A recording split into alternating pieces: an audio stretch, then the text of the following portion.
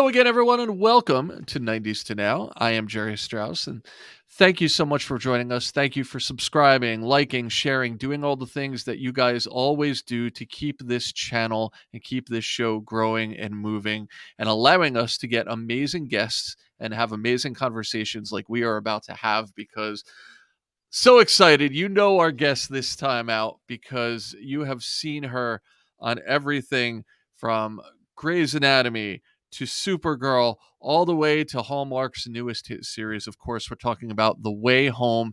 She's here. She's Chyler Leigh. I'm sorry. I'm going to start. I'm so sorry. Is No, there it's somebody? it's actually quite funny. Is there a Kyler Gray? I don't know where. Oh, you know what? There's a Lexi Skylar Gray. Gray. No, I'm thinking of Skylar Grey, I think is also a singer. It all just got jumbled up in my head. Oh, I'm how funny. sorry. No, Sue, it's fine. I don't care.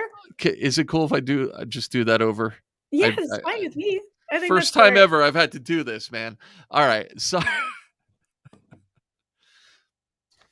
hello again, everyone. Welcome to 90s to Now. My name is Jerry Strauss.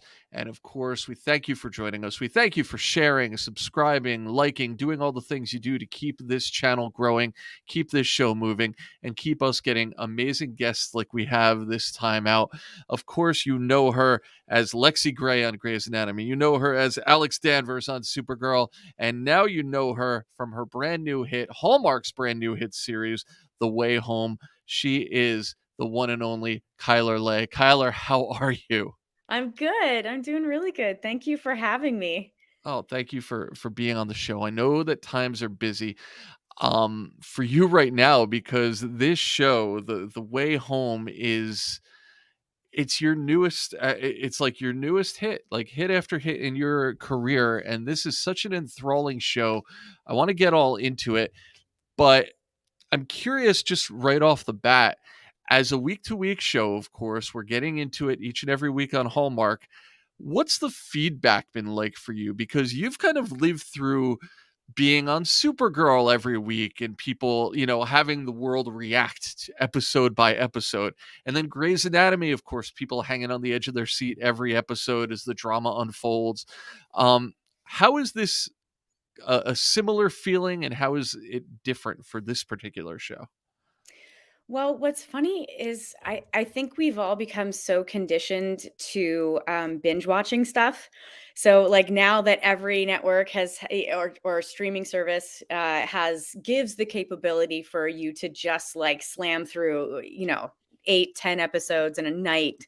I Yeah. mean, that sounds I'm very guilty of that. I'm Me like, too. kids, it's mac and cheese. You know how to do it. So it's like whatever.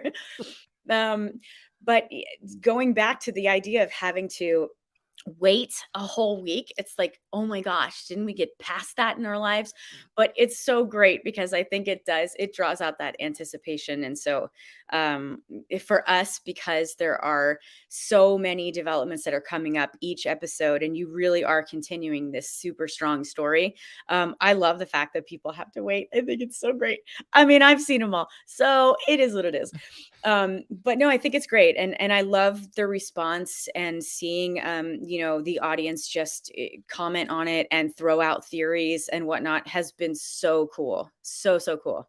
Yeah, absolutely. This is a show that, uh, for those who may not know what they're getting into, and we are in weird territory here because I want to talk about the show, but I know there's going to be a segment of people who haven't watched the show yet at all who can now Sure. catch up and do some of that binging.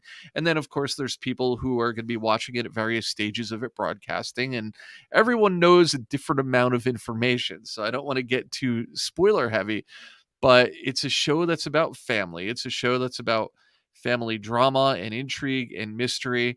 There is a supernatural element to it as well. And it all kind of ties together in this really, really unique, really creative way that just, you know, blew my mind just starting at the beginning and watching that first episode and realizing that all these elements are in fact in play. Like you think it's one kind of show just long enough to then remember, oh, it's also this kind of show. Yeah. um is that sort of in your wheelhouse? Because years on Supergirl, like you're not unfamiliar with supernatural elements but also kind of coupling that with real life drama and emotion. Yeah, I mean, I'm one of the major differences is that I'm not fighting aliens in this one, in particular. So, one of the ways Spoiler, spoiler, yeah, I know, no right? aliens. Sorry. No, our magical element is this pond, that, is on our family land, that, my daughter Alice in the show, she falls into, and unbeknownst to her, it actually takes her back to 1999, where she now has this experience where she meets her mother, who they have a really, difficult relationship at this point in 2023. But she meets her mother as a teenager, and kind of they have this connection where Kat has no idea who Alice is, but Alice knows obviously that this is her mother, and now they have all these different ways that they're connecting and basically kind of become best friends. And it begs that question of, the supernatural element of it, I guess, would be, if what would you do if you found yourself in a situation where you met the teenage version of whoever that significant person was in your life. And I think it's like it's a really cool perspective, to give people to think about, especially something that is Hallmark. I think that that's one of the biggest comments that we've gotten from people, is I didn't envision myself falling in love with something that would be on Hallmark. And that's nothing against Hallmark. That's nothing against anything. It's actually, I think, quite the opposite. It would be a massive compliment, towards Hallmark, and the fact that they really, they took a risk with us to be able to have that, runway to be able to do something that is very different, something that is raw, and these emotions and feelings are, they're dark and they're deep and they're not pretty and there's ugly crying. Mm. And, it's like you have these great opportunities for us to just be able to explore and again take risks. So I'm very, very grateful for that. Definitely. And of course, you're an executive producer on the show. So, how long has the ride been for you from sort of the conception of the idea of this show? I mean, this feels like it had to have been quite a journey to make this thing happen, especially as you said, on a sort of atypical platform for a show like this in Hallmark. Well, that was one of the things when I got approached to do the project. It was already underway. It was already been in development. It actually had been in development for years.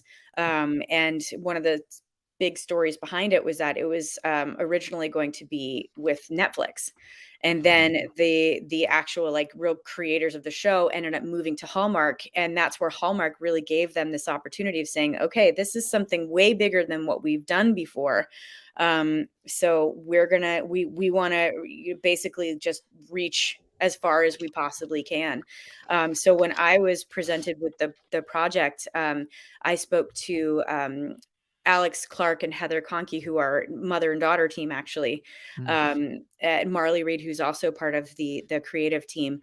Um, I talked to them about it, and the number one thing for me right off the bat was the fact that this is a mother-daughter team doing a show like this, which I think is such an incredibly unique perspective again. And it's like, so to be brought on and then be able to have these creative conversations and have those moments where you say like, yeah, this is like an opportunity for Hallmark, a huge opportunity for Hallmark too, to expand their audience and the demographics. It doesn't matter your gender at this point. It doesn't matter what your age is. We're seeing, figures and statistics coming from everywhere, and that is a huge feat, I think, for this network in particular, especially when it actually holds up. I think right on par with any of the streaming shows that you're watching right now. Our goal was to really give it that cinematic feel. Mhm. And, I feel that we've accomplished that really well. And our director of photography, Tom Best, who is just brilliant, really, encapsulated this whole vision of the difference between 1999 and 2023. Even in the lighting, even in the camera style, like a lot of thought and heart, blood, sweat, and tears went into this show. And I'm so glad that it resonates and it's translating. Yeah, yeah. I mean, I can certainly, in my opinion, my experience in watching the show, like I think what we're kind of saying is, it's not as some programming, some content on Hallmark has been over the years thought of as a show primarily or a movie primarily for women. It's just a really good show Yeah. for anybody. Um, we talked about kind of the a bit of the atypical fit that the show is for Hallmark. And I think one of the biggest pieces of evidence that you can see in that is it's also a very atypical fit, in my estimation, uh, for one of the stars on the show, Andie MacDowell, who of course plays your mom. Now, we've seen her in a lot of more typical Hallmark like projects, but to see her in something like this and to see her, involved in this ugliness and this intrigue and this mystery. I mean, in her career, she's done it all, but it's still really cool to see her on this show. What's it been like kind of establishing that dynamic between the two of you as mother and daughter, and what has she brought to the show specifically? Oh, she brings everything that you think of when you think of Annie MacDowell and her talent, and her beauty and her grace, and then some. Like, she comes in and she's so prepared, um, and she's so invested in what we're doing, that it is just naturally emanates from her, and she's a lovely, lovely human being. So, from her experiences as a mom and now as a grandmother, she's got so much to draw from. She has so much, to relate to. And I myself, as a mom, and I have teenagers, and uh we have a lot in common. And being in this industry is a very difficult industry to be in, especially with kids. And so there's so many things that were overlapping between real life and camera life. And she's just a wonderful person to work with, incredibly gracious with her acting. There was never a time, and you can come across this in the industry and working, television, TV, whatever it is, where you might not have as generous an actor when it comes to, you're spending hours doing scenes, right? Mhm. And so when you have different coverage, you're just going over things over and over and over again. You're doing these scenes over and over again. And sometimes you don't necessarily find people as gracious who will give as powerful a performance when they're not on camera as they do when they are on camera. And she is that person that you is a dream to work with, because there's never any difference in between what she's doing, what she gives, anytime, no matter what. It's like she and I both were toe to toe with that. And I think sometimes that's why those scenes were so powerful, is because no matter what, we're going to bring everything that we have. And we challenged each other a lot in that. And, because it could be exhausting, Yeah. and then sometimes hilarious, because we'd have these scenes that we have to do together, and you have to be angry. And when you love that person, and you have so much fun off camera with that person, sometimes when you have those moments, you just get into this giggle fit that is so hard to get through. And so we had many of those as well. And it must be an amazing experience, and a highlight of your career, which has had so many highlights. I just want to go back and hit a couple of them. And I want to ask about this show actually as it relates to that, because of course, we're going back to the 90s as far as the time travel and the flashbacks go. And I know that partially grew up during the 90s. Oh, yeah. And I mean, it's the reason this show exists, right? 90s nostalgia is everywhere. But, the first project that I think a lot of people got to know you on is going all the way back to Not Another Teen Movie, which came out right after the 90s, but was basically all about the 90s and even before that, kind of taking a look back at some of those teen movies. Do you does it feel almost like a whimsical sort of irony that now you're back in a project where you're going back to the 90s, but in a much more well-rounded dramatic type of project than that movie was? And do you look back fondly on that movie and that time? Oh, I definitely, definitely, definitely. It was the biggest thing that I had worked on at that point, and everybody involved it was so much fun. Our director, Joel Gallen, it was his first time directing. So many of us, like, it was our first time really having a big role. Chris Evans and I auditioned for those characters 9 times together. And each time we went, because neither one of us really, nobody really knew us at that point.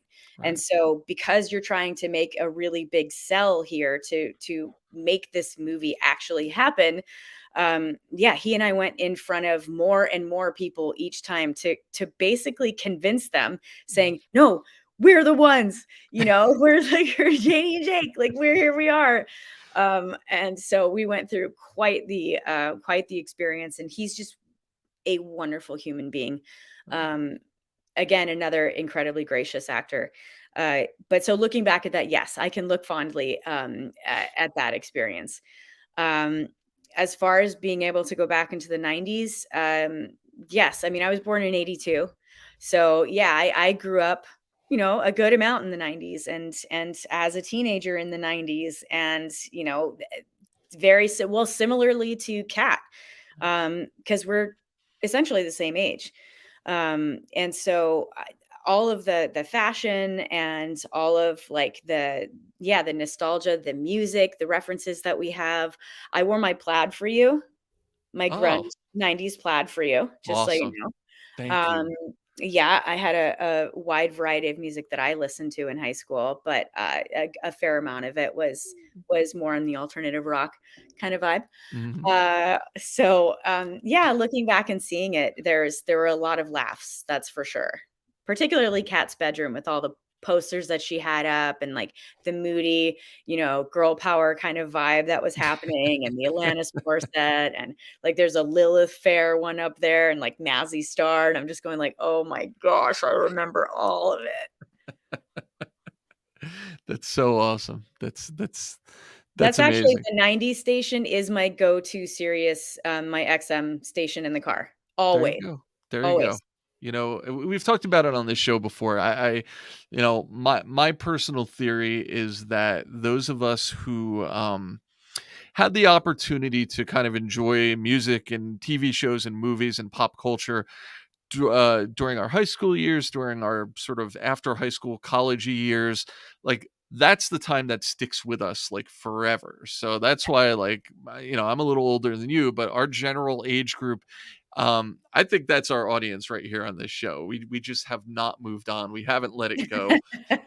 Just There's like so many people, reasons to not move on. I mean, well, the 90s were awesome. just like 10 years older than us are still like doing the Wang Chung and whatever, like they're stuck in the Totally. 80s, weirdos. But I wanted to hit, of course, we got to hit on all these or else we're going to get lynched over here. So Grey's Anatomy, um I think this is really interesting because I wasn't a Grey's Anatomy guy, but so I just recently learned that you were on the show for 5 years and you voluntarily walked away, right? Like you Mhm. moved on to spend more time with your family.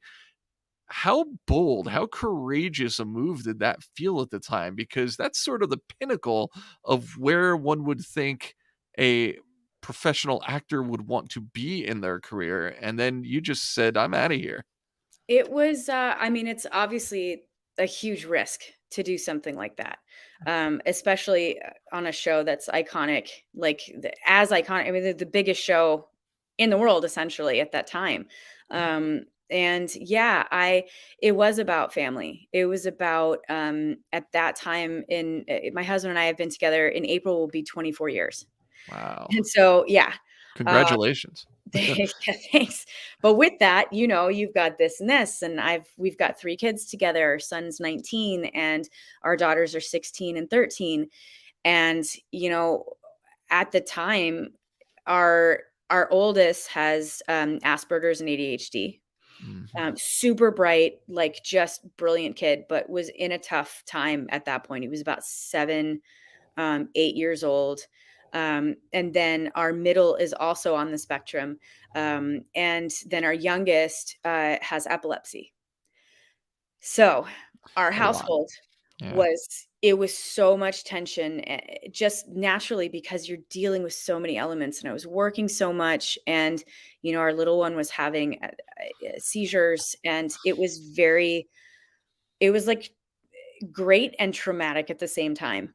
And it hit a point where I was like, "We have to make some major changes if A, we wanna stay married, and B, if we're gonna be able to really, um, help our kids as much as we possibly can." And so a big, draw for the time where I got off the show and motivating factor was because our youngest was going through so much, and I'm talking, like, major seizures, not just something, not that you wanna discredit any seizure, but these are major. Right. Um, my husband was working with a music producer in Nashville, and he flew out and found out that, the Children's Hospital, Monroe Junior's Children's Hospital, part of Vanderbilt in Nashville, has one of the greatest, pediatric neurology departments in the country. Mhm. And so, as he's out there and he's a musician and working on things, they have really excellent schools for kids with learning differences. And this was kind of our chance to say, we got to make some changes. Family first is our biggest motivator anyway. And so, yeah, it was a hell of a risk. And a lot of people were just like, "What are you doing?" And I'm saying, "Well, I'm acting as Kyler West. I'm acting as wife, as mother, Yeah. and as a human being right now. And, come what may, hell or high water in my career, if this is it, then I guess that's it. And I'll figure something out afterwards." So, yeah, a very long winded, deep answer to what you're asking. Mhm. Yeah, it was a risk, but it was one that, I had to take. Yeah, and thankfully, things worked out where you were able Mhm. to, get back on the horse and, have so many more success stories, but I mean, of course, the most important role you're ever gonna have is the one at home, regardless of where your career takes you, so Yeah, it's, um it's one thing to say it, to do it, to realize it, to understand it, and to accept that is, you know, it's it's an amazing that, that you're able to look back and do that and, be able to feel confident in that direction, yeah, regardless of the fact that things did work out so well. Of course, you move on and end up on Supergirl, which was such a huge hit for so many years as well. Um, Now this show and Supergirl, I would say this show is very much suited for the entire family to watch. yeah. And same thing with Supergirl. Is that your preference? Because you've been all over the spectrum. I don't know if I'd necessarily sit my a 6-year-old down to watch Not Another Teen Movie back in the day, Or Grey's but Anatomy. right, right, or Grey's Anatomy. So is this kind of your wheelhouse now? Do you feel more comfortable kind of in this realm of being able to do something everybody can enjoy? Um, I think that's just been a wonderful byproduct of what I've kind of been handed as far as my career. I think it's wonderful. It was a huge part of why, I took Supergirl, was at the time having my young daughters, who are sisters, obviously, and that dynamic between Kara and Alex and what that looks like. It was a really big motivator. For them to see what a healthy sister relationship can look like and how powerful, women can be, and you don't have to have superpowers to be super powerful. Like, that was such a big part of the story. And then obviously for my son, who was like a big comic book nerd, he loved the fact that his mom was on a comic book show, and I basically got to get, into fights with aliens and kick their asses. So it worked out really well. um, but it was something that, yeah, everybody could sit down and watch. And when my character, when Alex Danvers comes out in season 2, it opened even more so to the LGBTQ plus community, and it actually created a lot of conversations within the family about things that you wouldn't necessarily find in a lot of shows that families are all going to sit and watch together. So it opened up a lot of conversations that I'm incredibly grateful for. And a lot of the fans that have watched me from Supergirl too came over to this show now.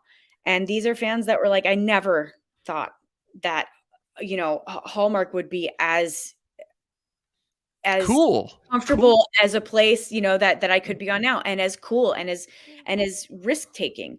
Yeah. And, we do have that representation on our show anyway. We have a lovely, lesbian couple on the show. And so I feel like, yeah, the whole family can sit down. Gender, it doesn't matter, doesn't discriminate, age doesn't discriminate. It is something for everybody to find something in every character that they can some way relate to.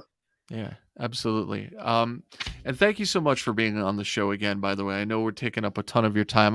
Oh, I it's want to fine. ask you one more question, and it's going to be a bit of a deep dive here, but going back to The Way Home, you watch the show and you kind of think of like, what are the common themes here? And I think one of the big common themes is, you're a character. We're basically looking at a mom, her daughter, and her daughter dynamic in a lot of the show, and kind of looking back at where their lives have gone, and maybe, where did I go wrong? How did I get here? How did things turn out this way? Whether it's, tragedy, divorce, etc. There's a lot of themes of if not regret, at least just sort of wonder of what if I'd done things differently and how Yeah. did things get to how they are. You wrote a piece back in 2020 after you had what sounded like a pretty challenging bout with COVID. Um, that was very introspective, and it had to be one of those moments where you have those feelings where you look back and you kind of explore your life, and where have I been and where do I want to go now that I have the opportunity to take it further.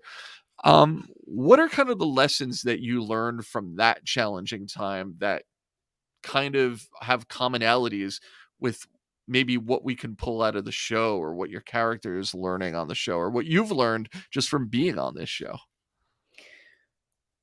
That's a deep dive. I Uh, love it. it I was a love lot of it. All right, hang on. You know, I Great question. One of the things that, yeah, I had written about in my experience, when I did get COVID, because I had the original strain. Yeah. I got it in July of 2020, Mm, and yeah, it hit uh, horrendously. And I had a moment where, yeah, my husband and I started having real deep conversations about like, what are we going to do mm, if I didn't come out of it? What are we going to do if something goes terribly wrong? And I had this moment where I was laying down in my room on my bed, and I just kept like I was in and out. I couldn't even keep my eyes open. I couldn't think. There were actually times where I couldn't formulate sentences. I mm, couldn't like I tried to write down symptoms, and my writing looked like a third grader's writing. It was so intense. Like my temperature was like in the like 95 something. It mm, was wild. And so I had this moment, and I'm just laying there and I'm like, "Oh my god, what is like I just as cliche as this might sound, I don't really care is my experience, but it's like everything went white, and all I heard in my head was, "Just say thank you." And so it was like, go back to all the people that have significantly impacted your life, mm, whether they are on the negative side or the positive side, and just say thank you because it's brought you to where you are. It's brought you to be the person that you are. And it was this like kind of almost like no brainer, no pun intended, but like where it was like, okay, you have to take those moments and kind of look back and think back about, you get that question a lot. It's like, would you change things in your past? mhm, And I mean, sure, you can look back at certain moments. There are some tragedies that I've been through, some really horrific moments. Overall, I know that they've shaped me to be the person that I am, and that doesn't excuse horrible things that have happened to people in any way, shape, or form. So I want to tread lightly when I say that. But I do look back and I say, okay, um, I don't think I would take anything away because it's made me a better human. It's made me a better wife. It's certainly made me a better mother. I'm not perfect. I make mistakes. Um, I'm the first to admit that. Uh, and I do my best to learn from them and not continually repeat them. But there's a lot of cycles that are very hard to break. mm, As long as your goal is to do so, then I think that's a really, commendable journey. So, the gratitude amidst, what would that word be? Trials and challenges in your life, like, trying to find that gratitude, I think it is difficult, but at the same time, it's innately in there somewhere. Yeah, And so that was something that I learned personally in that moment, and I came out of it, yeah.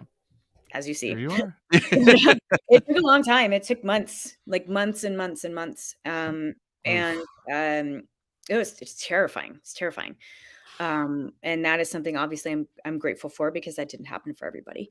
So, kind of moving that forward as far as, the relatability of that with Kat, I think she is trying to find things that she can grasp and hold on to that were positive, and she finds most of them, with her daughter because she still has so many doors that are left open, and there's no closure in all these places, like with the disappearance of her brother, with the loss of her dad, and not understanding how or why what happened in any of these circumstances.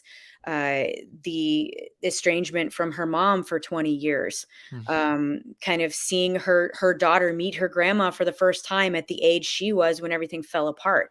It's like literally everything is kind of like just imploding in these moments.